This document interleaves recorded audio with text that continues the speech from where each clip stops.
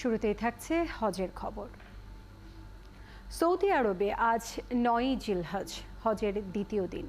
দিনটিকে বলা হয় আরাফার দিন। এদিন আল্লাহর সামনে হাজিরা দেওয়ার ঘোষণা দেন হাজিরা, আর সেই ঘোষণার লাব্বাইক ধ্বনিতে মুখরিত হয়ে উঠেছে আরাফার ময়দান।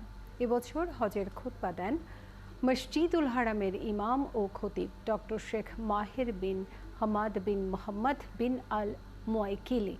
আরও জানাচ্ছেন আফসানা শাওন। لبيك اللهم لبيك لبيك لا شريك لك لبيك إن الحمد والنعمة لك والملك لا شريك لك। আমি হাজির, আল্লাহ আমি হাজির, এই ঘোষণা দিয়ে আল্লাহ তাআলার কাছে নিজেকে সমর্পণ করছেন হজ করতে যাওয়া লাখো মানুষ। إن الحمد والنعمة। এই সেই ঐতিহাসিক আরাফাহ ময়দান। আজ সারাদিন এখানেই অবস্থান করবেন হাজিরা।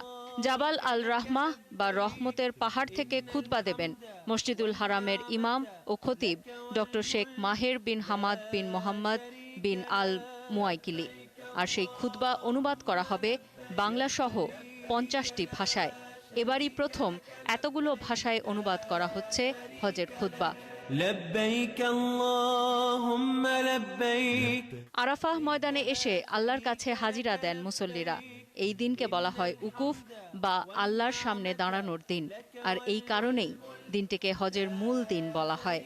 এখান থেকেই শেষ খুতবা দিয়েছিলেন হযরত মুহাম্মদ সাল্লাল্লাহু আলাইহি ওয়াসাল্লাম। لبيك لا شريك لك لبيك। মিনা থেকে ফজরের নামাজের পরই আরাফাতের উদ্দেশ্যে রওনা হন হাজিরা। দুপুরের আগেই আরাফার ময়দানে পৌঁছান তারা। মক্কা থেকে ২০ কিলোমিটার দূরে এই আরাফার ময়দান। আরাফার ময়দানে সন্ধ্যা পর্যন্ত অবস্থান করবেন হাজিরা। বিশেষ করে এখানে বিকেল কাটানোটা হাজিদের জন্য বাধ্যতামূলক। সারাদিন এখানে আল্লাহর কাছে ক্ষমা প্রার্থনা এবং ইবাদত বন্দেগীতে কাটাবেন সবাই। ইন্নাল হামদা ওয়ান নি'মাতা। মসজিদে নামিরায় জোহর ও আসরের নামাজ একসাথে আদায় করবেন হাজিরা।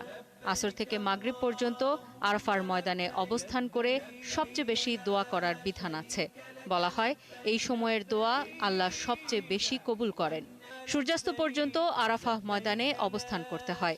সূর্যাস্তের পর মাগরিবের নামাজ না পড়েই মুজদালিফার উদ্দেশ্যে রওনা হবেন মুসল্লিরা। লাকা ওয়াল মুলক লা শারীকা লা। আফসানা শাওন, ৭১।